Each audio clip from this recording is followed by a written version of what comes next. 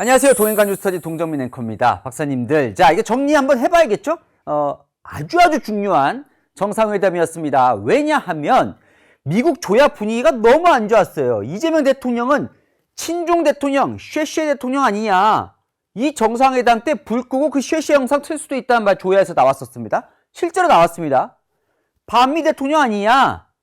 오히려 트럼프 대통령의 마음속에 대통령은 여전히 윤석열 대통령이다라는 말까지 나올 정도로 조야 분위기는 안 좋은 상황에서 정상회담 3시간 전에 이런 글을 올렸죠. 트럼프가 한국에서 무슨 일이 벌어지고 있는가, 한국에서 숙청이나 혁명이 일어나는 것 같다, 우리는 한국에서 사업을 할 수가 없다, 난 오늘 백악관에서 새로운 대통령을 만난다, 이 문제에 관심을 가져달라. 야, 얼마나 긴장했어요. 그런데 막상 뚜껑을 열어보니 이재명은 위대한 지도자다, 100% 지원하겠다고 얘기를 하면서 확실하게 힘을 실어줬습니다. 그리고 이 회담 기억나시죠? 양쪽이 모두 총출동했어요. 우리는 외교부 장관, 산자부 장관, 정책실장, 여기 외교안보실장, 여기 비서실장까지 앉아있고, 미국도 부통령, 마크 루비오, 국무장관, 여기가 지금 보좌관까지 하고 있거든요. 그 여기에 비서실장까지 완전히 총출동한 상태에서 한미 정상회담이 끝이 났습니다. 평가를 해보죠. 성공했을까요? 근데 일각에서는 뭐 손해진 게 아무것도 없는데 이렇게 얘기가 나오죠. 냉정하게 이번 한미 정상회담 얻은 것과 내준 것을 객관적으로 분석해 보겠습니다. 지금 시작합니다. 동투더 뉴스. 얻은 것부터 보겠습니다. 내준 것 말고 얻은 것부터. 자, 손해진 거 3가지가 있습니다. 딱 3가지. 첫 번째, 10월 에이펙, 우리가 경주에서 개최하죠. 이 에이펙의 붐을 일으키는데 성공을 했어요. 이거 상당히 의미는 있습니다. 자, 트럼프 대통령 나 가겠다, 곧 한국에서 열리는 무역회의 간다로는 안 했지만 갈 가능성이 높고 갈 것처럼 분명히 얘기를 했습니다. 우리로선 트럼프 대통령이 에이펙 경주회의에 온다는 것 자체만으로 에이펙의 위상이 확 올라가겠죠. 자, 그러면서 우리가 이 대통령과 김정은 위원장 사이에 회담을 주선하겠다, 한국과 관련해서 내가 할 수 있는 일이 있다면 사람들을 만나게 해야 한다 생각한다. 무슨 얘기냐면 당시에 질문이 나왔어요. 그럼 에이펙에 김정은이나 시진핑도 올 수도 있는 거 아닙니까? 그랬더니 트럼프가 why not? 그래, 오면 좋겠다. 자, 그렇기 때문에 어떻게 돼요? 만약에 에이펙에서 이런 장면이 연출된다고 봅시다. 한국 당연히 우리는 주선하니까 지금 이재명 대통령이 정상회담 할 때마다 에이펙 초청을 하고 있죠. 많이 하면 좋으니까요. 자, 트럼프 옵니다. 시진핑 이번에 동시에 중국에 특사단 보냈는데 거의 올 것처럼 얘기를 했습니다. 시진핑 와요. 야, 이것만 해도 화려한 라인업이죠. 거기에 진짜 김정은까지 온다면 20억 올 것 같거든요. 야, 이 5국의 정상이 한자리에 10월에 경주에서 모인다면 정말 어마어마한 전 세계 빅 이벤트가 되겠죠. 일단 여기 올 것 같아요. 여기 올 것 같이 중국이 얘기를 했습니다. 물론 모르죠. 그 사이에 무슨 일이 벌어질지. 하지만 여기 온다고 했어요. 자, 요렇게 4명만으로도 일단 빅 이벤트가 된 거고, 이번 순방을 통해서 여기까지 지금 얘기가 나오기 시작하는 겁니다. 지금 뭐 초청할 거다 막 이런 얘기 하고 있죠. 분명히 대변인이 에이펙 김정은 초청 검토를 하겠다고 얘기를 했습니다. 엄청난, 이거 많이 된다면 성과 중에 하나가 되겠죠. 그러면서 트럼프가 나 적극적으로 도와줄 수 있어. 왜? 하면서 이런 얘기도 했습니다. 평창 동계올림픽 때 김정은이 자기한테 전화가 와서 북한이 그 올림픽에 참가하겠다고 얘기를 했다는 거예요.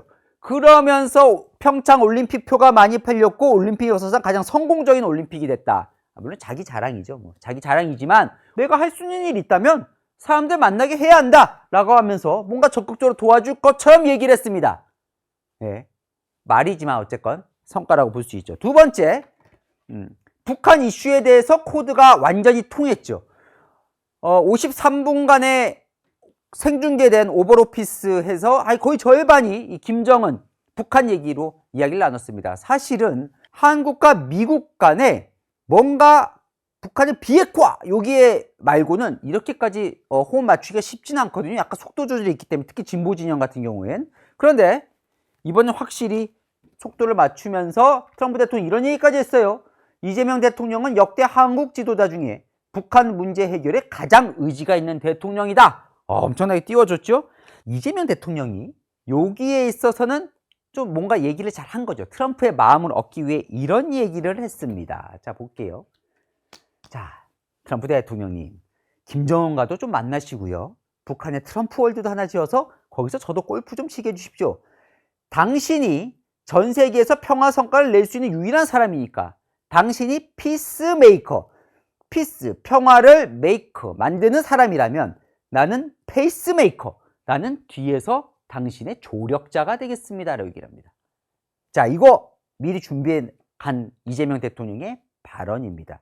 이게 왜 이 대통령의 이 좋은 전략이었냐고 보냐면 여기와 차별점이 되는 거예요. 당시 생각해 보십시오. 문재인 정부 때는 북미회담의 속도를 얻을 때마다 여러분 따라붙는 논란이 있었습니다. 한국 패싱. 한국을 빼고 북한과 미국 간에만 회담을 하면 우리는 소외된다는 생각이 강했어요. 당시에.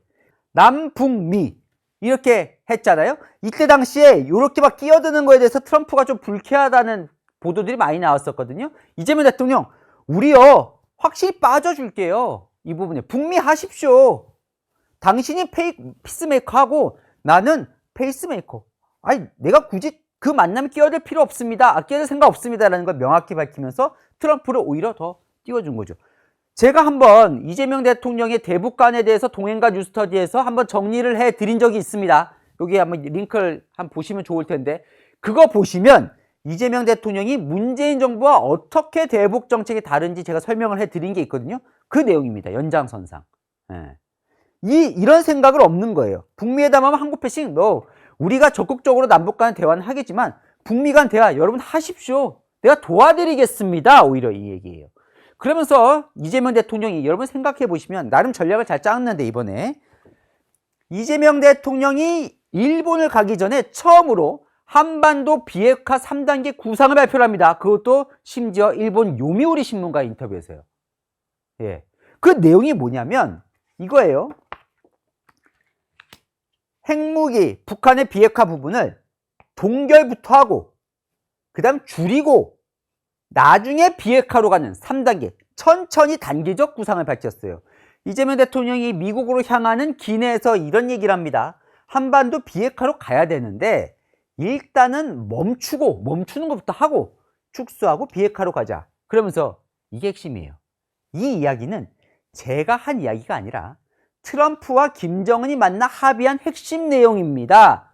무슨 얘기냐면 트럼프 대통령이 한반도 핵을 완전히 처음부터 비핵화로 가는 게 아니라 일단 멈추면 거기에 맞춰서 상응하는 뭔가 상을 주고 축소하고 그다음 마지막 비핵화까지 가는 이거를 트럼프가 했던 얘기예요. 언제? 김정은 전에 만났을 때 1기 때 나는 이대로 가겠다는 얘기예요.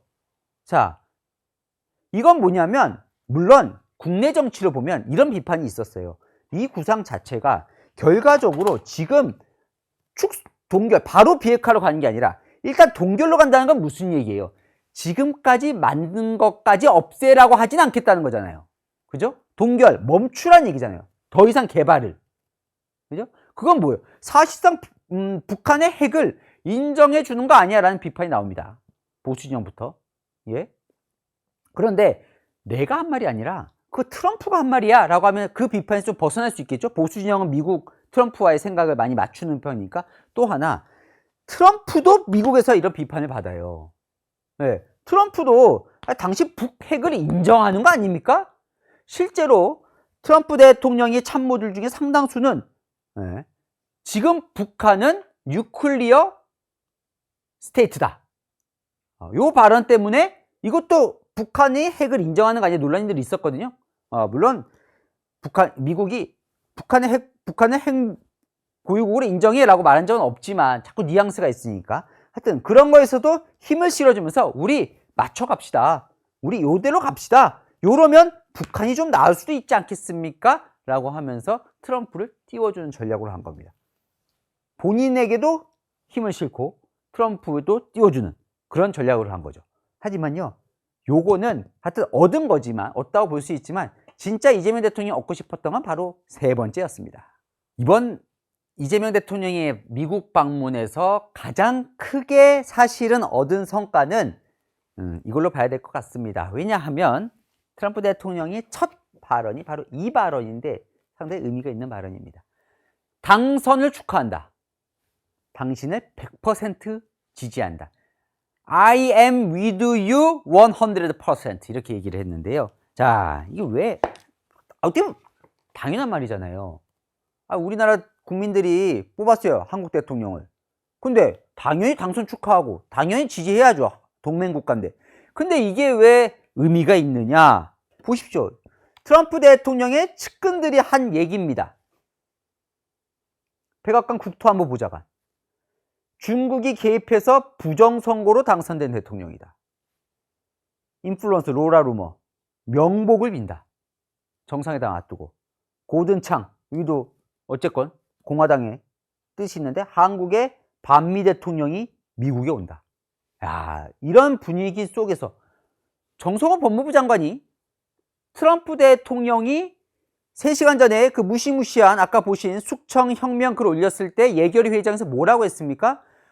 조야의 왜곡된 의견을 가진 여론이 너무 많아서 내가 걱정하고 설득하느라 힘들었는데 야, 걱정된다는 식으로 얘기를 해요. 정성호 법무부 장관도. 그건 뭐냐면 조야 분위기가 너무 안 좋았던 거죠. 예, 공화당 쪽 분위기가. 근데 트럼프 대통령의 이 발언을 이끌어내면서 확실히 못을 박죠.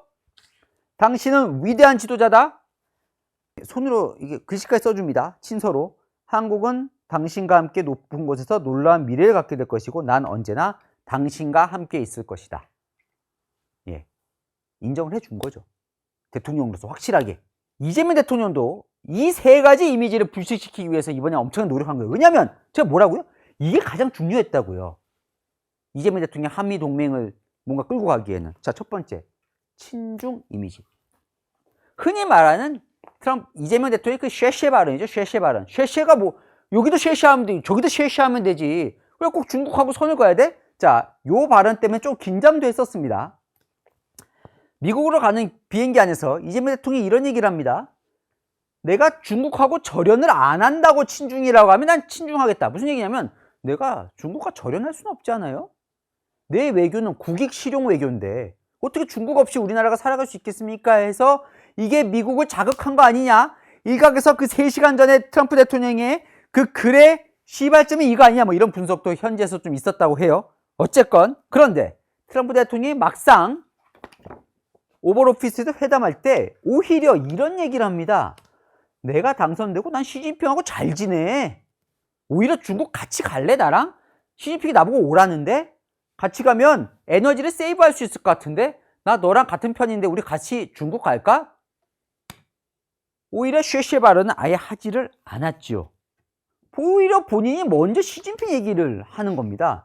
자, 이재명 대통령 이번에 가서 뭐라고 했냐면 확실하게 나는 친중 아니라 친미라고 얘기를 합니다. 뭐냐면 CSIS 연설에서 이재명 대통령이 뭐라고 얘기를 하냐면 이 발언 때문에 중국이 발끈합니다. 뭐냐면 이제 과거처럼 안미 경중 할 수 없다. 안미 경중 여러분 너무나 잘 아시죠?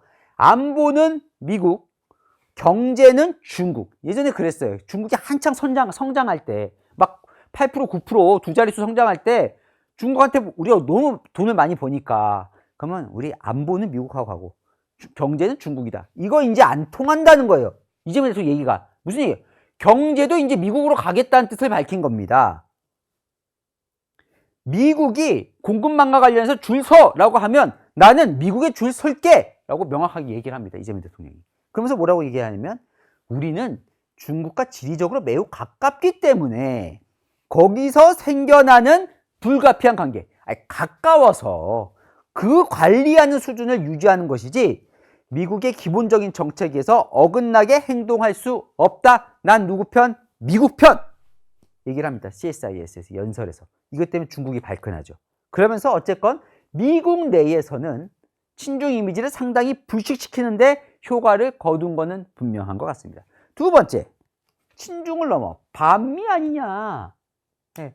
예전에 우리 미군의 우리 역사를 얘기할 때나 이재명 대통령이 예전 시기에 아주 예전 시절에 미국에 대해서 좀 비판적으로 얘기하는 게 있었거든요. 자, 이재명 대통령이 이번에 뭐라고 얘기를 합니까?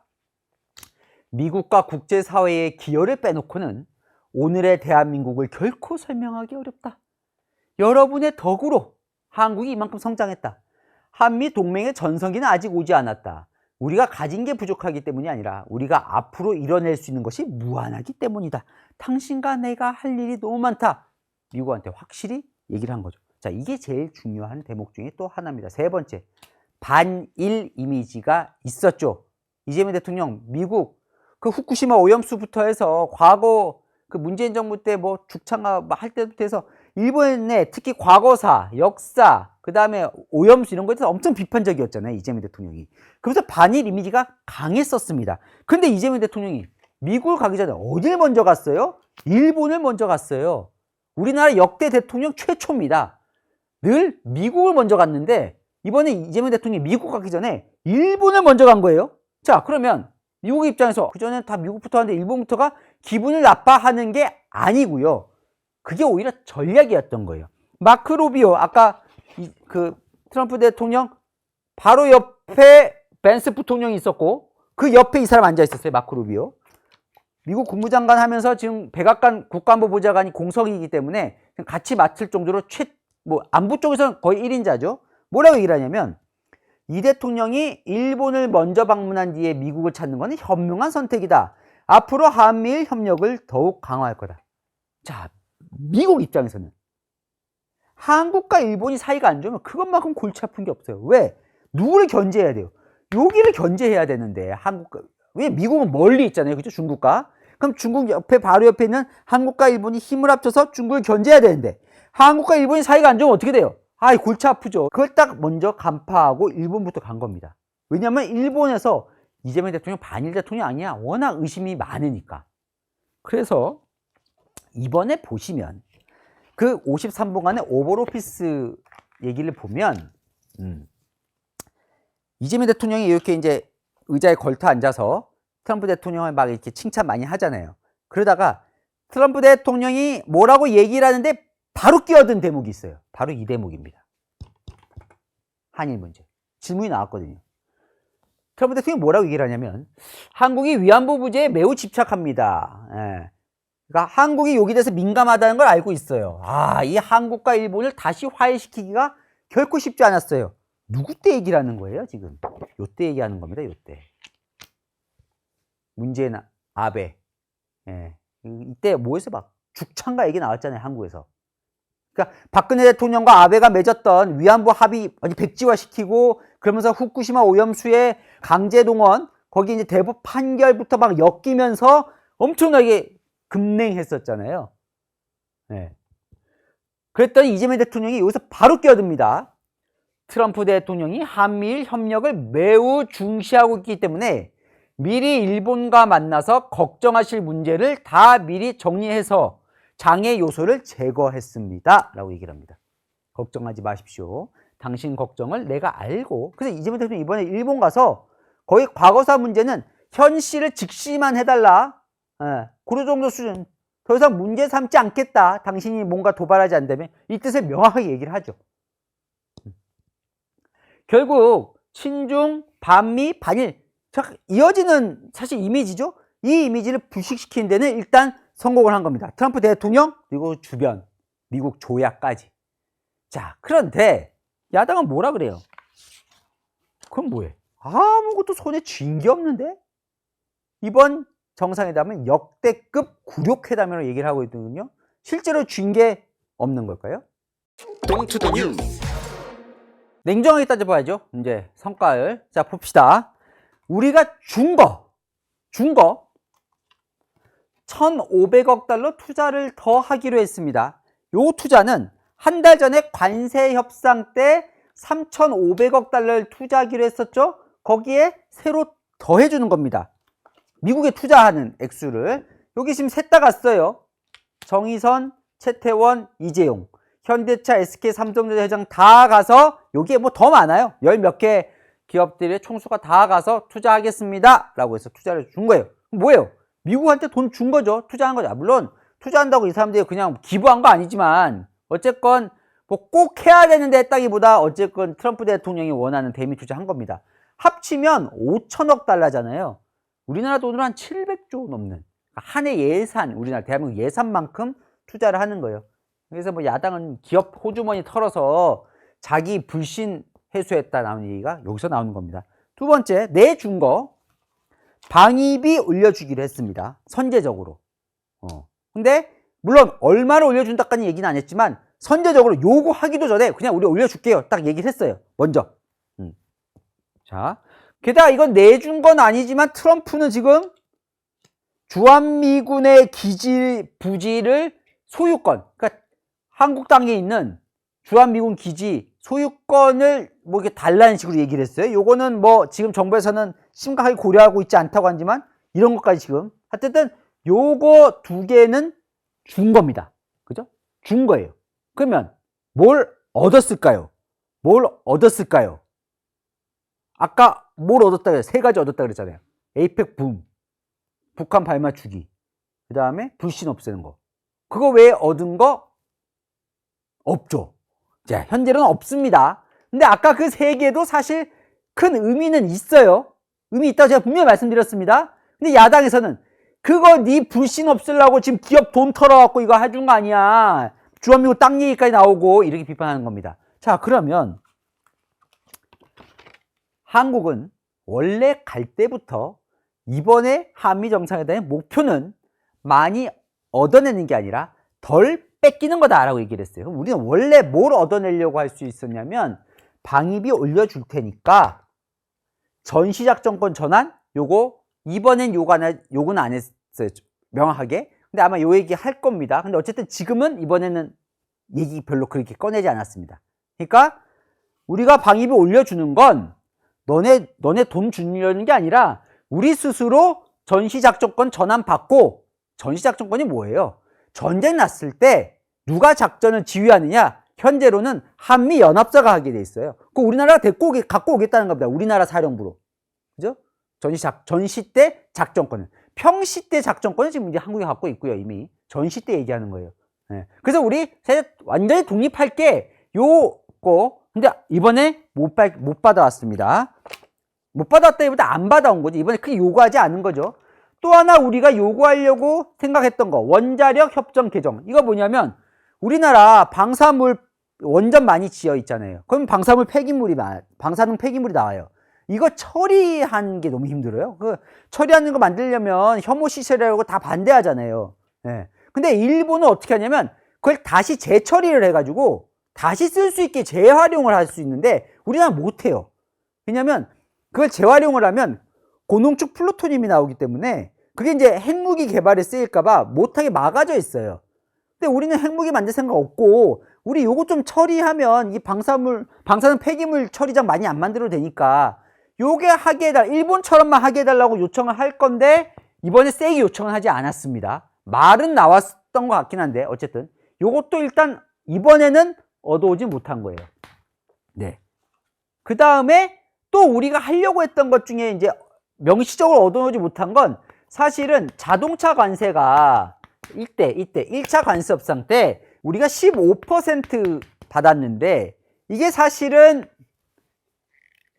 그 전에 한미 FTA까지 따지면 다른 나라보다 제가 1차 관세 협상 때 뉴스터디에서 말씀을 드렸지만 일본은 원래 2.5% 내다가 이번에 15%를 받게 된 거고 우리는 0%였는데 15% 받게 됐으니까 우리가 손해다 라고 해서 요거 좀 낮추려고 했는데 요거 지금 이번에 실패했습니다.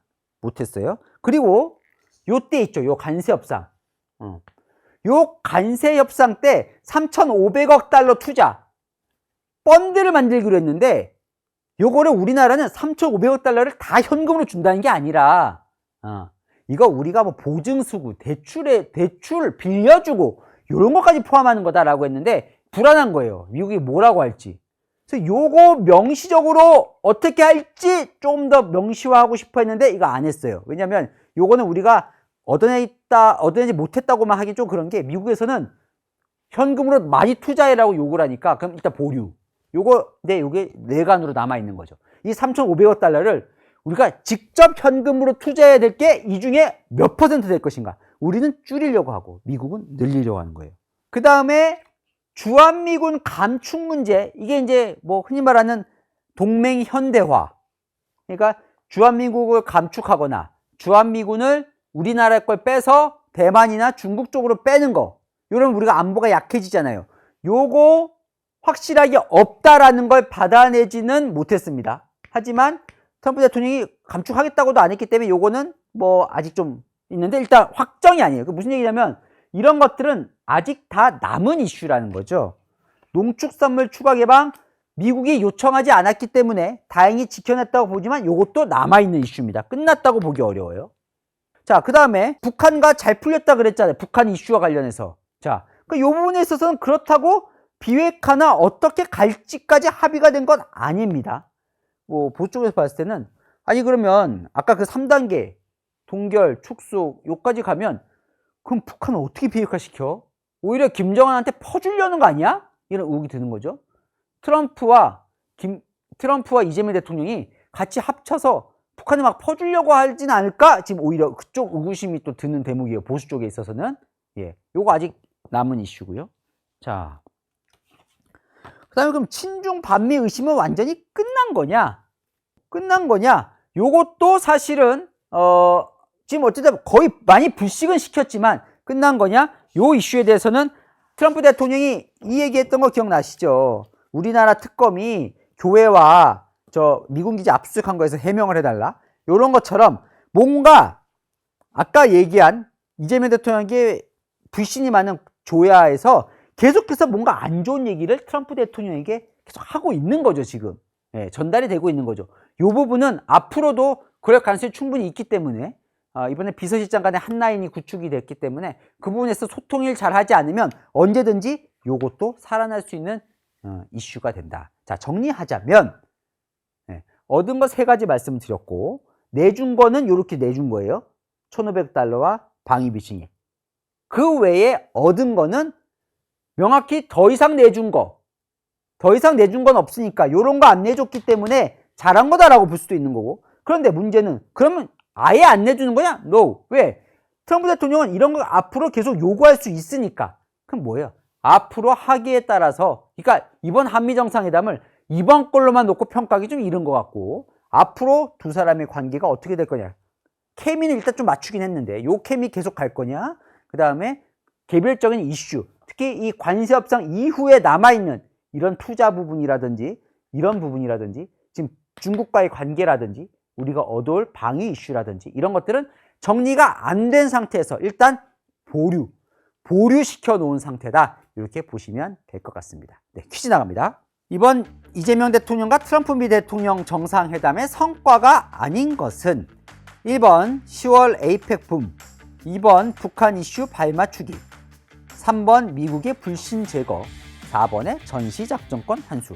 정답 아시는 분은 댓글 남겨주시면 5분 추첨해서 선물 드립니다. 복잡한데 궁금한 이슈 댓글 남겨주시면 제가 그거 정리해드리고 선물도 드리겠습니다. 아시죠? 평일 오후 7시 뉴스의 주말 오후 3시엔 동인간주 스터디 오늘 순서 여기까지입니다. 감사합니다.